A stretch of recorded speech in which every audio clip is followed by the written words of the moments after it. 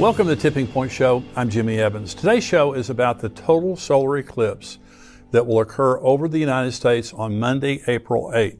It is the second total solar eclipse across the United States in 7 years, and the two eclipses will mark an X over the country. This is a very rare and ominous event, and I have joining me on the show today the author of a new book about the two eclipses, A.C. Katz. A.C. is an amateur astronomer and has written an article, Signs in the Heavens Over America, in this month's edition of Prophecy Watchers magazine. A.C. has done an incredible amount of research about the eclipses, and she's joining me on the show today to share her thoughts from her book, The Great American Writing on the Wall. A.C., thank you for joining me today. Thank you for having me. It's a pleasure to meet you. It's great to meet you too. And you've written this book, The Great American Writing on the Wall, Total Solar Eclipse of 2017 and 2024, the annual eclipse of 2023. Now, let me tell you, this is just for anyone interested. I really encourage you. A lot of people are interested in the eclipses that have already happened, plus the one that's just about to happen on April the 8th. There's not a more informative book than this one right here. And you've done you're an amateur astronomer, and so you have a great interest in this, but you've done so much research here. What does the Bible say, AC, just starting out, what does the Bible say about us looking for signs in the heavens? Is it appropriate for Christians to be looking to the sun, moon, stars for information or signs? And we have an example with the Magi, of course. When they saw the star, they rejoiced with exceeding great joy, and it led them to the Messiah.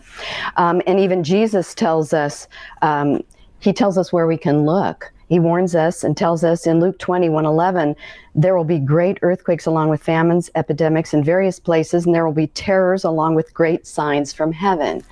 Right. We also have a very important one, and that is Genesis 1:14. And God said, let there be lights in the expanse of the sky to separate the day from the night, and let them be for signs, le'ot, and for seasons, the moedim, and days and years. And he called it good. There's a definite distinction between the two. The Moedim would be for the Jewish feasts and solemn assemblies, and we've seen a lot of work done on that. And so I'm focusing more on Le'ot, the signs. And they're a signal, a flag, a beacon, omen, evidence, mark, miracle, promised by prophets as pledges of certain predicted events.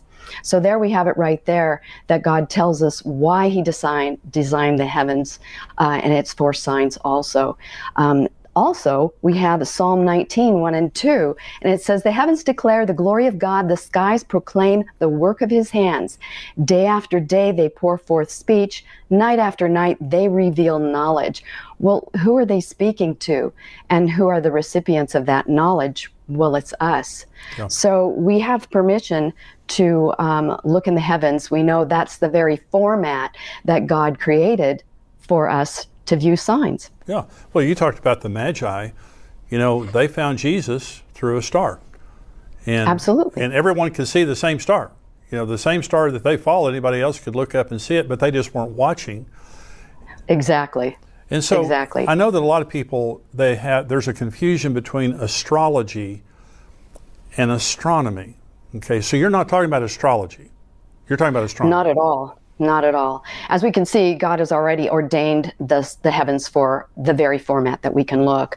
But astronomy, yes, God called it good. And isn't it interesting how the devil likes to pervert everything that God calls good? And that's what he did with astrology. A lot of times you have Jupiter, and that was the Greek god Zeus, right? And then Venus, the Roman goddess of love. You know, you give them personalities, and it's just a perverted, worshiping them, making sacrifices to them. There are many different ways that people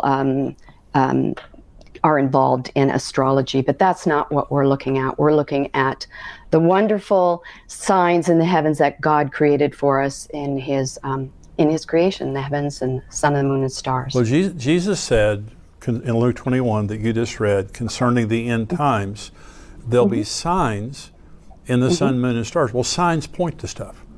You know, so yes, absolutely. Like when you're on the highway and you see a sign that says, you know, Albuquerque 100 miles, is pointing you to the fact that you're getting close. So these signs that we're seeing, and there have been other signs astronomically, the Revelation 12 sign that happened in 2017, which you talk about in your book, Unbelievable sign there. But this is not the only sign, but these two, actually there's three eclipses we're going to talk about, but this is a major, major sign of something happening to America. Do you believe that? Absolutely, absolutely. And interestingly, the 2017 eclipse was exclusively over the United States, and that's rare. Most of the time, eclipses occur over the ocean, or they partially come over the U.S. But for it to occur just on the United States and go across 14 contiguous states is rare. Eclipses in themselves are not necessarily rare, but for them to, before the August 27th, the last eclipse visible from coast to coast was almost 100 years earlier on June 8th, 1918, but it wasn't exclusive to our nation. The one that was exclusive last time was January 11th, 1880, a total solar eclipse occurred exclusively over the continental U.S. So for this, this is quite rare. And then to have the 2024, another total solar eclipse across the United States is just unprecedented. So the Jews, and you talk about this in your book, they believe that a lunar eclipse is a sign to the Jews.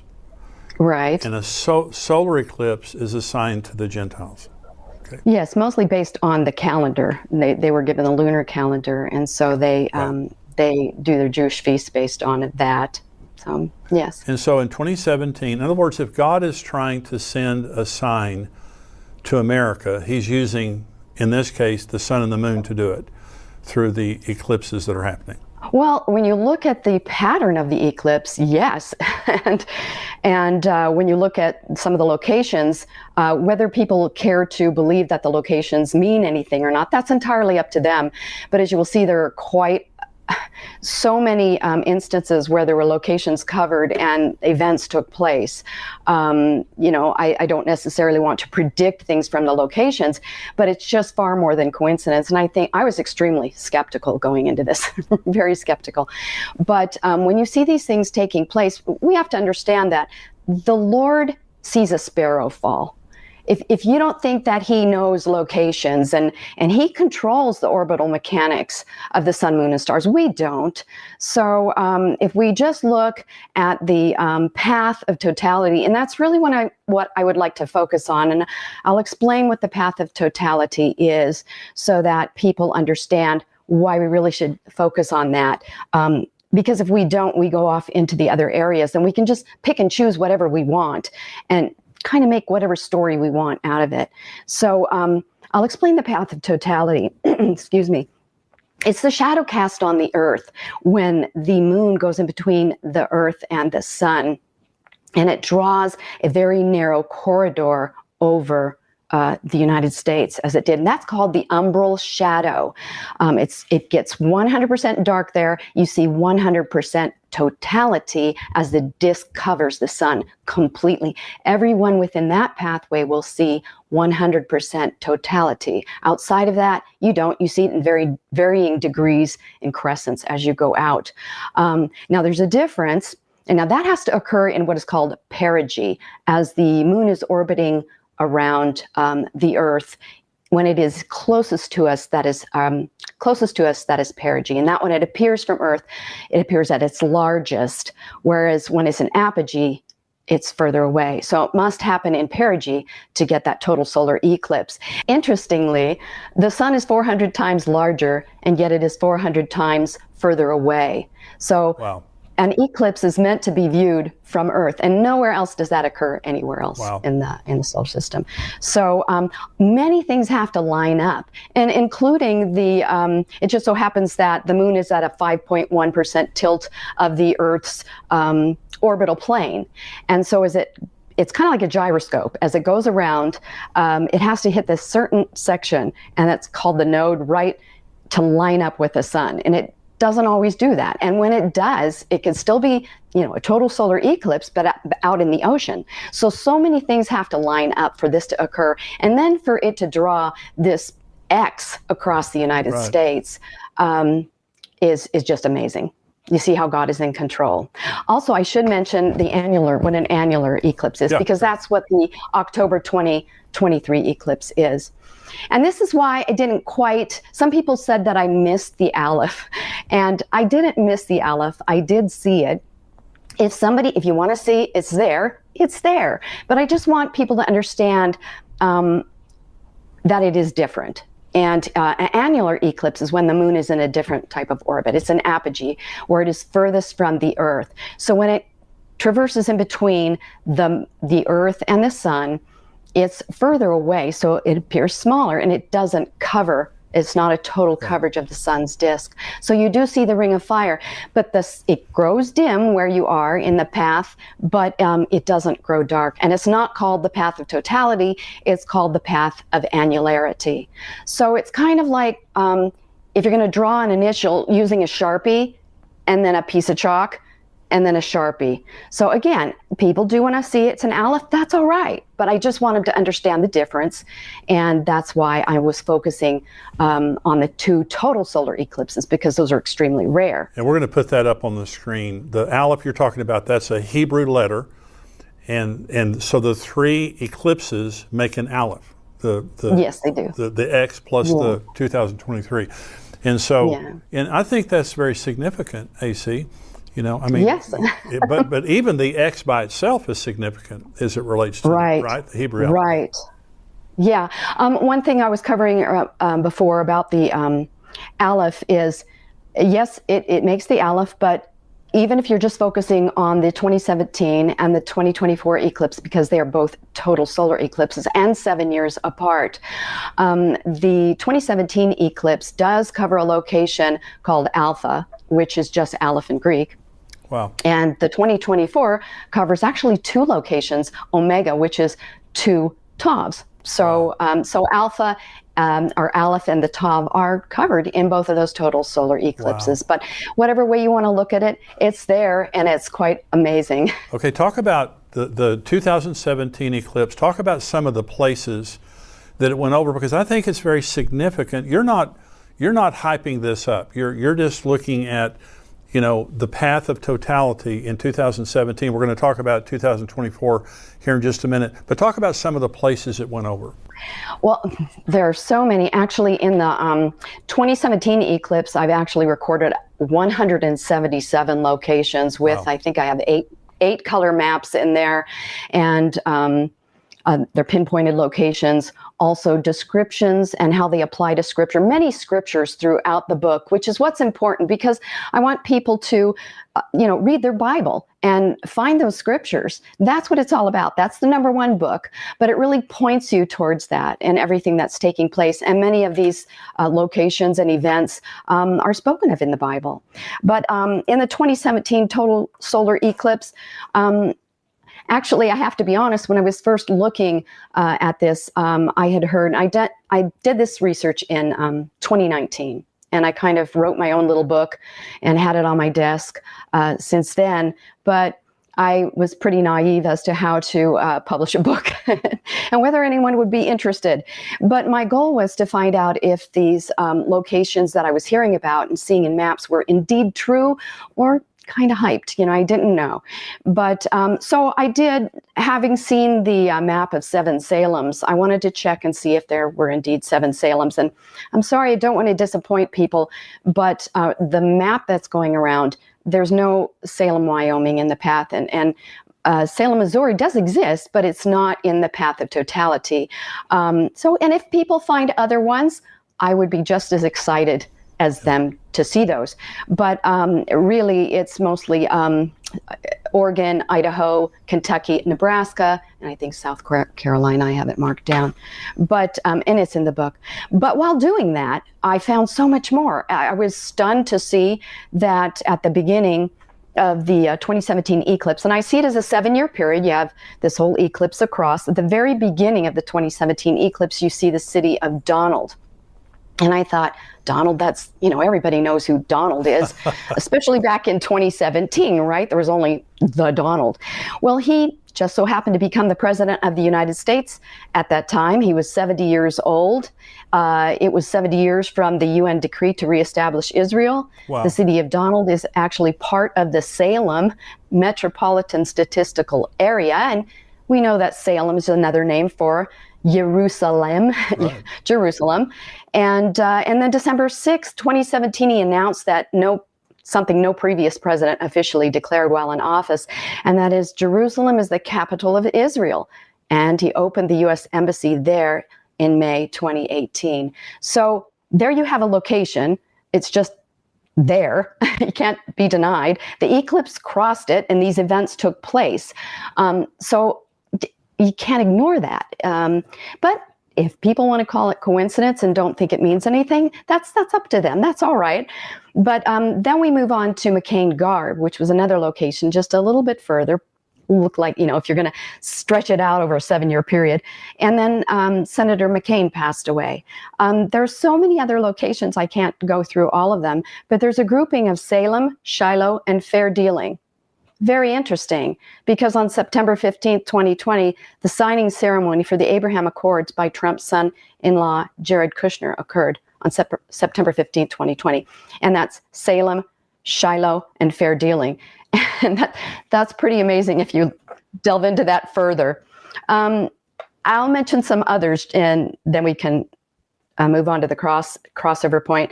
There is a location as you get further towards the middle of the 2017 eclipse, and that's St. Joe. Now, it didn't say St. Joseph or Josephine or anything. It's just St. Joe. Now, some people may say this is a stretch, and that's fine.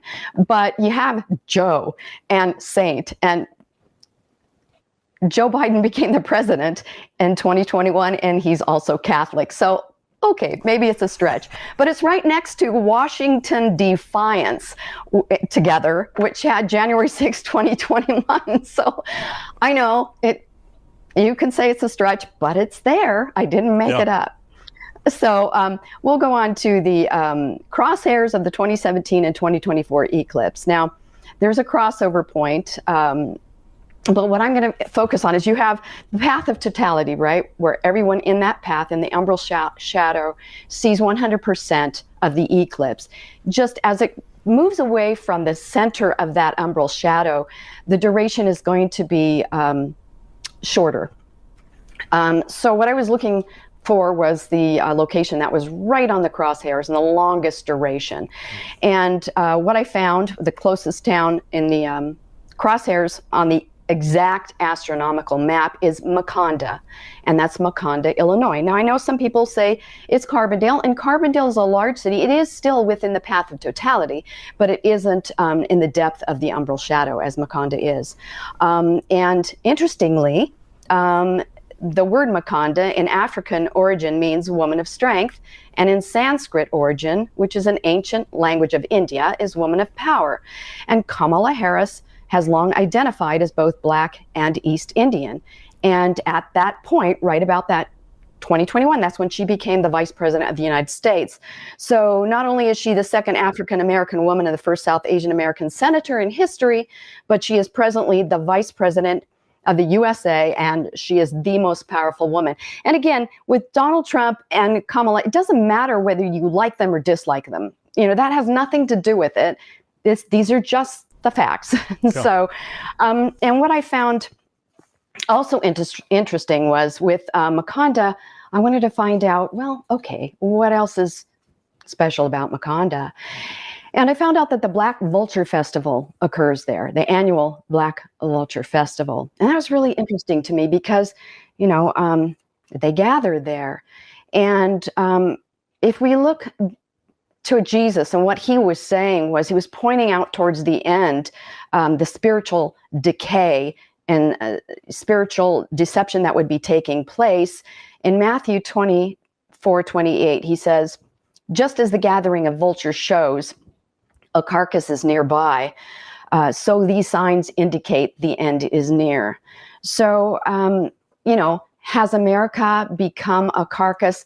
Well, personally, I think it has. I think it's a carcass. The vultures are circling above, just waiting to swoop down. That's how I see it.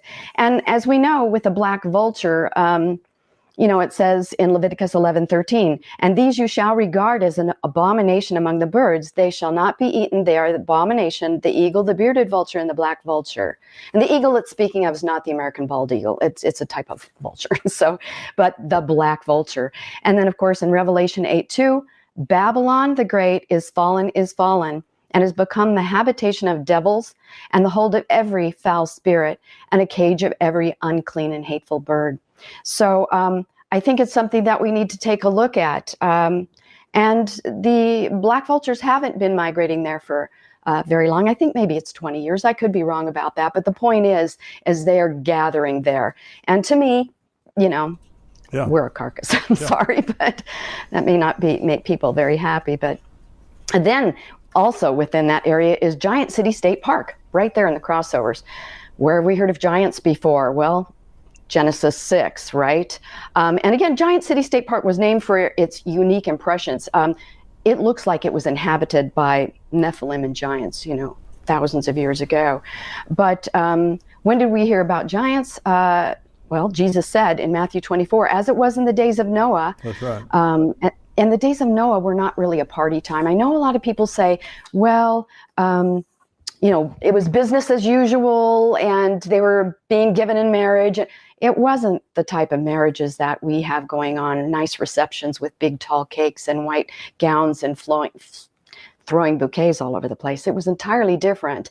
And if people want to look back on Genesis 6 and find out what was taking place at the time, in Genesis 6:4, there were giants in the earth in those days, and also after that, when the sons of God, B'nai Ha-Elohim, came unto the daughters of the men. Benot Ha-Adam is the word that was used in Hebrew. So you can see it's daughters of men. But B'nai Ha-Elohim is spoken in Job 38:7. And at that time, he was talking of the sons of God. That was before Adam was ever created. So it's not the sons of Seth when he speaks of B'nai Ha-Elohim here. Came in unto the daughters of men, and they bore children unto them, and the same became mighty men who were of old, men of renown.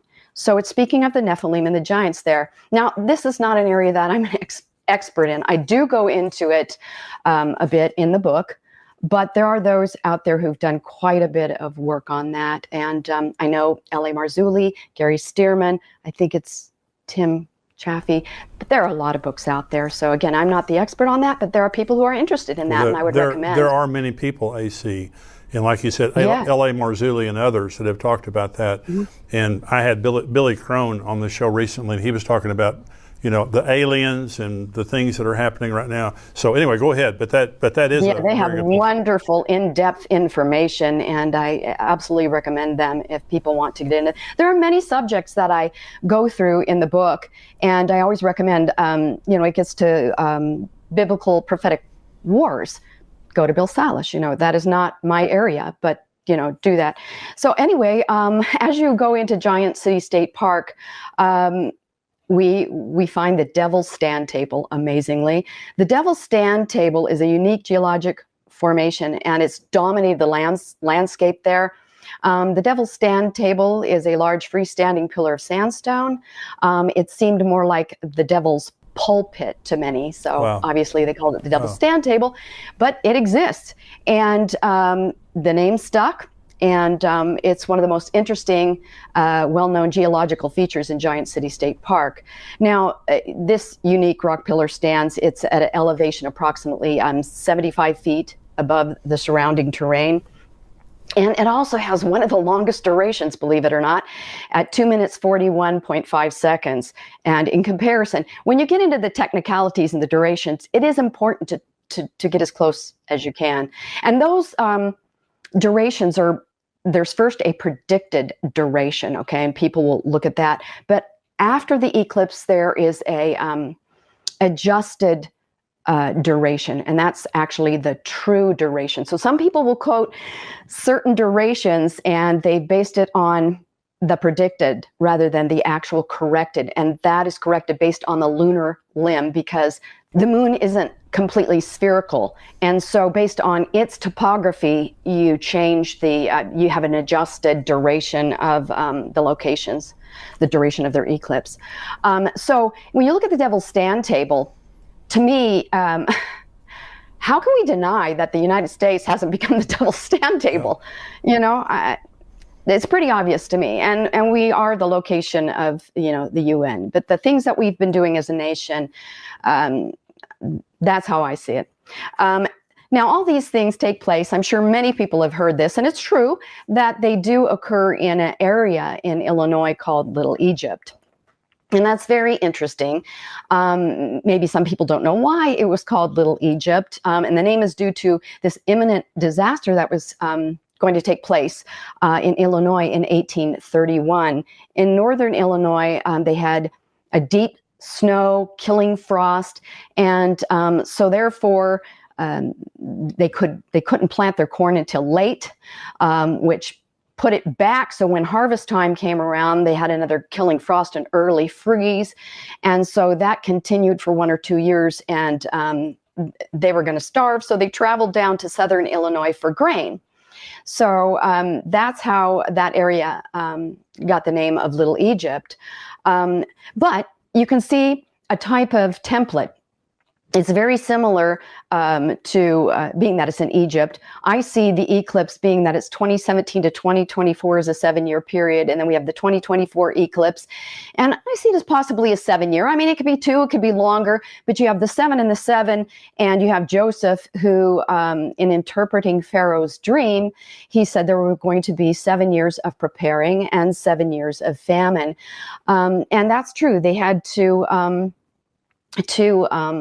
store grain for those years of famine. I see it here, if you want to prepare, because we do have food shortages, and it's likely that we will in the future.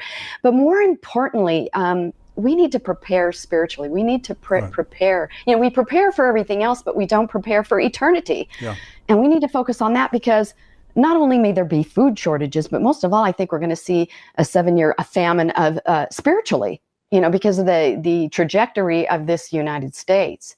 So I definitely see a comparison there.